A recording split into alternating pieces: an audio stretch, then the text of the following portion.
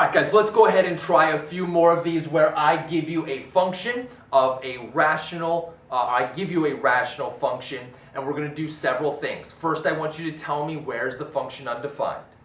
That'll then also tell you where there's a vertical asymptote if you were to graph it, and give me the interval notation for the domain of this function. All right, well, here we go. We know that I will restrict the domain because of what gives me division by 0, right? Well, I know I'll have division by 0 if I set the denominator equal to 0. I don't even care what the top is. It doesn't matter. I just don't want division by 0. So x minus 5 is equal to 0. What this tells me is that when x is a positive 5, I will get division by 0. I also now know that I will have a vertical asymptote at x equals 5. Because positive 5 will give me division by 0, and on a graph, that'll show up as a vertical asymptote. Now, again, one more time, I'll show you the number line to kind of help us write the interval notation. If I were to put this on a number line,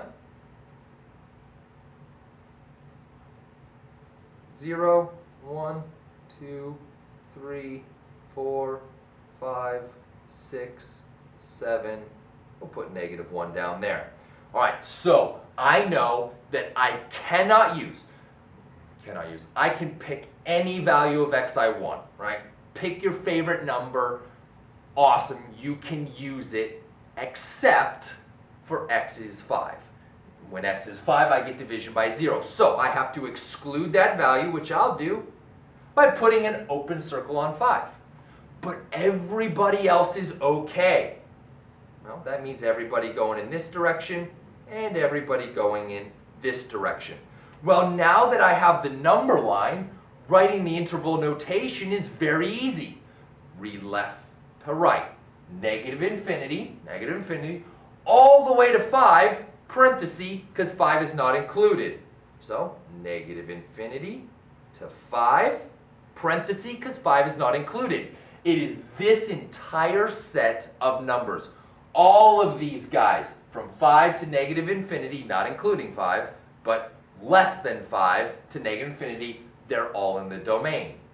But also is this set of numbers greater than 5? So I'll need to use that little union symbol, right, to union this set of numbers, these guys, to this set of numbers, which starts at 5 and goes to positive infinity.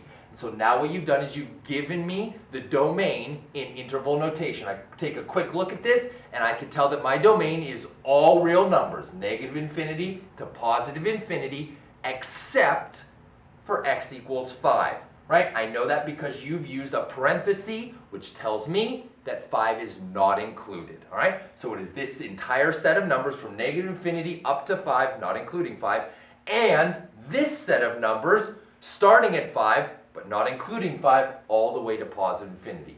Interval notation.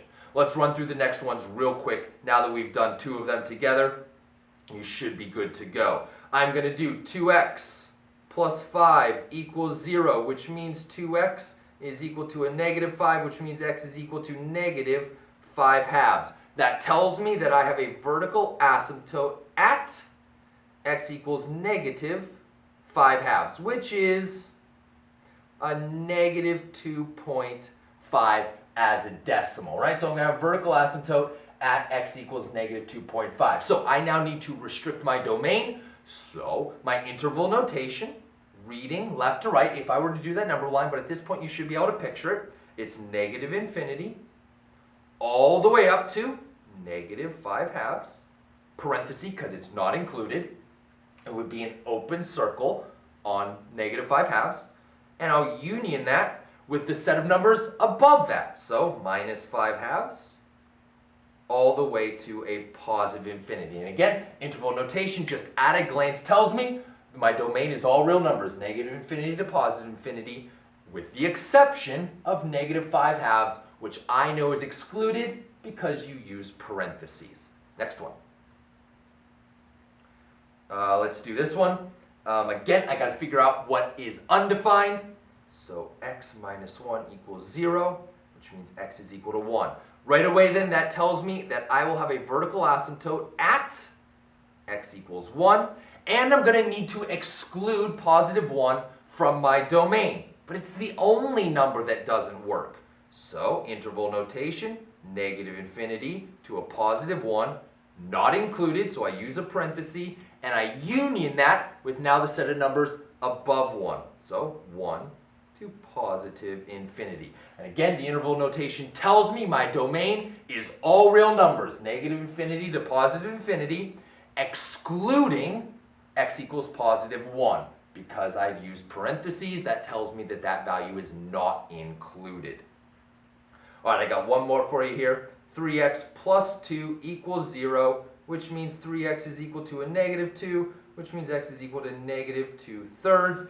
That tells me that I have a vertical asymptote at x equals negative 2/3. So now I'll write my interval notation, negative infinity to a negative 2/3. Union that with a negative 2/3 to infinity. Again, if you were to use a number line, which feel free to draw the number line if it helps. At this point, though, I think we've done enough of these. You should be able to visualize it. My domain is all real numbers, negative infinity to positive infinity. But right away, at a glance, I can tell it's all real numbers except negative 2/3. And I know that because you used a parenthesis, which tells me that that value is excluded. All right, so what we've done now is we have practiced, right, finding the restricted values, right, by setting the denominator equal to 0, because you're not allowed to divide by 0. I find that restricted value. It tells me two things. First, it tells me if I graph it, there's going to be a vertical asymptote there, and it allows me to find the domain of the function, right? The domain will be all real numbers with the exception of the excluded values. And we can write that in interval notation. All right, guys, I hope that makes sense. What we'll now do is build from there to graphing. Before I have you graph, I'll show you pictures of graph. We'll do a little bit of work with the graph going to the function, and then we'll move on to me giving you a function and you giving me the graph. So let's get started on graphing. Head on over to the next page of the notes. I'll meet you guys there.